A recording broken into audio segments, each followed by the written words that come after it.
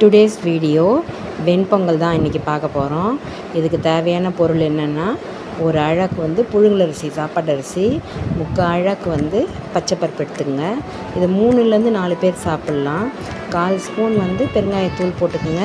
உப்பு தேவைக்கேற்ப போட்டுக்குங்க. அதிலே 1 ஸ்பூன் எண்ணெய் ஊற்றிக்குங்க. ஏன்னா குக்கரில் ஒட்டாமல் வரும், அதுக்காக 1:3ன்னு சொல்லிட்டு தண்ணி வைங்க. இப்போ 3 விசில் ஹை ஃப்ளேமில் வைங்க. அதுக்கப்புறம் 3 விசில் வந்து ஸ்லோவில் வைங்க, சிம்மில் வைங்க. இப்போ வந்து கேஸ் ரிலீஸ் பண்ணிவிடுங்க. ஒரு 2 குழிக்கரண்டி எண்ணெய் ஊற்றி, சாதாரண ரீஃபைண்ட் ஆயில் தான், அதை ஊற்றி அதில் மிளகு 1 ஸ்பூன், சீரகம் 1 ஸ்பூன், இஞ்சி ஒரு சின்ன பீஸு, கருவேப்பிலை ஒரு இனுக்கு போட்டு, அதுக்கப்புறம் முந்திரி இருந்தால் முந்திரி போட்டுக்கலாம். இதெல்லாம் போட்டு தாளிச்சிக்கங்க. தாளித்ததை வந்து கொட்டும்போது 2 ஸ்பூன் நெய் சேர்த்துக்குங்க. சரிங்களா? அவ்வளோதான், வெண்பொங்கல் ரெடி. இதுக்கு கூட தேங்காய் சட்னி வச்சு சாப்பிடுங்க, வடை வச்சுன்னு சாப்பிடுங்க, ரொம்ப நல்லாயிருக்கும்.